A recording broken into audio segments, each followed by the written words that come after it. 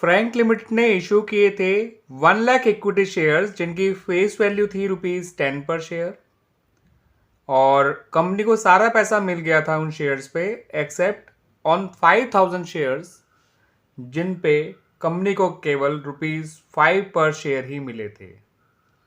ठीक है बच्चों, तो ये 5,000 शेयर्स ऐसे थे जिन पे कंपनी को केवल ₹5 पर शेयर ही मिले थे। इन शेयर्स को कंपनी ने फॉरफीट कर लिया और उसमें से केवल 2500 इक्विटी शेयर्स को ही रीइशू किया गया फॉर ₹9 पर share as fully paid up, यानी कि इन शेयर्स को ₹1 के डिस्काउंट पे रीइशू किया गया है। क्लियर बच्चों? इतनी इंफॉर्मेशन के बेसिस पे हमसे कहा गया है कि आपको शेयर फॉरफीचर अकाउंट बनाना है। याद रखिएगा बच्चों, इस क्वेश्चन में आपको जर्नल एंट्रीज नहीं पास करनी है, आपको केवल और केवल जो है शेयर फॉरफीचर अकाउंट ही बनाकर दिखाना है। तो शेयर फॉरफीचर अकाउंट जो शेयर फॉरफीट जब किए जाते हैं तभी ओपन किया जाता है। ये अमाउंट जो है, ये अकाउंट जो है वो क्रेडिट किया जाता है और इसमें कैपिटल का वो पैसा लिखा जाता है जो कंपनी को मिल चुका होता है। ठीक है बच्चों, और जब फॉरफीट शेयर्स को रीइशू किया जाता है तो यहां पर आपको वो पैसा लिखना होता है जो आपने इन फॉरफीट शेयर के रीइशू पे डिस्काउंट दिया होता है।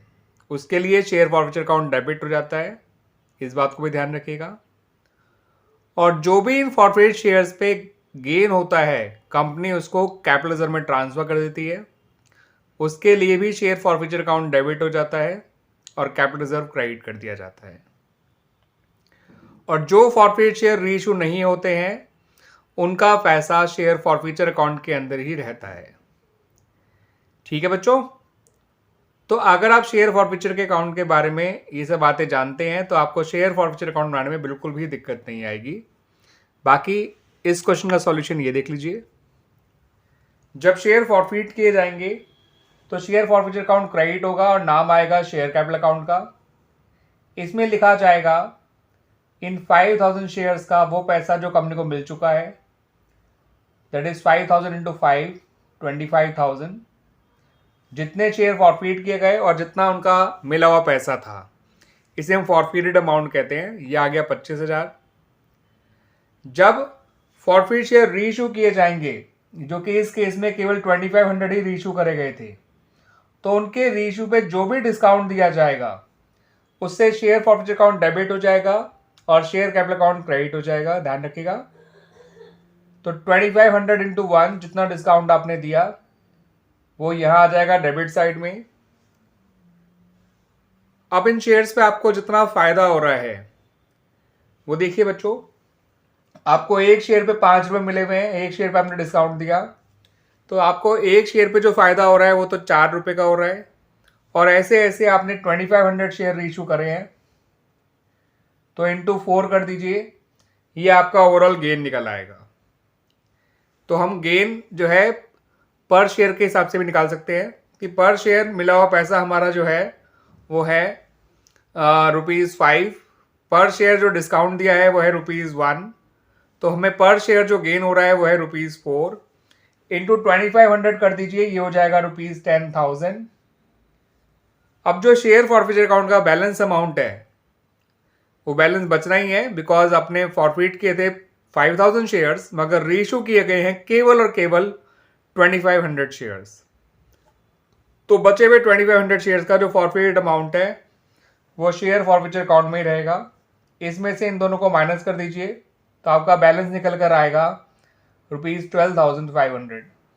और वो होना भी इतना चाहिए बिकॉज 2500 शेयर्स रीइशू नहीं हुए हैं और उनका फॉरफीट अमाउंट पर शेयर जो है वो 5 ही है।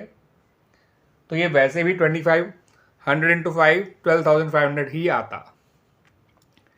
ठीक है बच्चों, और टोटल दोनों तरफ लिख दीजिए ₹25,000 और इस तरह से हमारा ये क्वेश्चन कंप्लीट हो जाता है।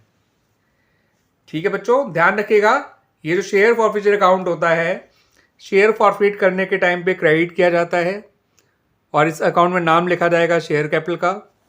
जब फॉरफिट शेयर डिस्काउंट पे रेशियो होते हैं तो ये डेबिट कर दिया जाता है, नाम आता है शेयर कैपिटल का और यहाँ पर वो पैसा लिखा जाता है जो आपने डिस्काउंट दिया on the ratio of forfeit share.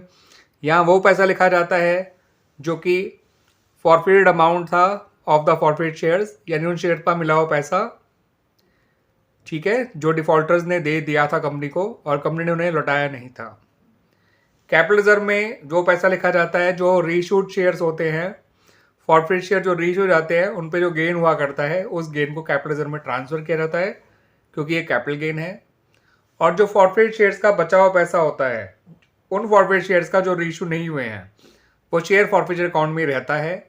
ये शेयर फॉरफिचर अकाउंट कंपनी की बैलेंस शीट में सब्सक्राइब करने में ऐड कर दिया जाता है।